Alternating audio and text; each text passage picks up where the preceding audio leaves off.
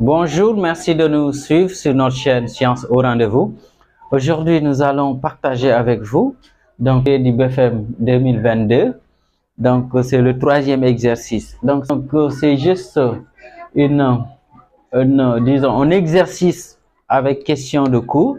Donc, il suffit tout simplement de comprendre le cours pour pouvoir répondre convenablement aux questions.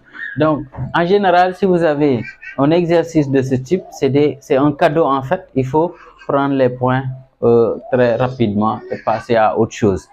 Là, maintenant, on nous demande de recopier et compléter les phrases et on nous a proposé des mots à remplacer. Donc, souvent, ce n'est pas le cas. Souvent, on peut ne pas même mettre les mots à remplacer, mais en comprimant les mots qu'on nous a proposés. Donc, une lentille à bord mince, on va dire tout simplement est convergente. Donc, ici, on met convergente. Donc, c'est très simple. On continue. La distance entre le centre optique O d'une lentille et son foyer image f' est appelée distance focale, tout simplement. Ici, on met distance focale. Et donc, ça, c'est simple. On continue. L'image A'B' d'un objet AB donné par une lentille divergente est toujours, donc ici, c'est virtuel. Est toujours virtuel.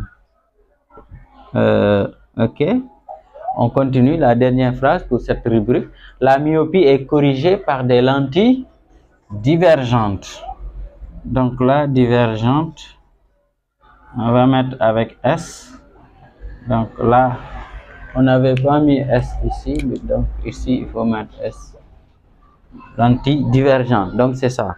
On continue. Maintenant, là, on nous demande de répondre par vrai ou faux. C'est aussi question de cours.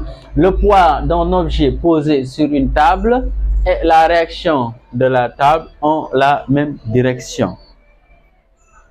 Donc ici c'est vrai. Donc cela est vrai. Donc ici je vais mettre vrai. Dans un conducteur ohmique, la tension électrique U et l'intensité I du courant sont proportionnelles. Ok, donc là c'est vrai. Donc c'est vrai parce qu'en fait on a une relation qui dit tout simplement U égale à RI, donc sont proportionnels. Ok, donc c'est ça pour cette partie. Merci de nous avoir suivis, merci de liker la vidéo, de la partager et surtout de vous abonner si ce n'est pas encore fait.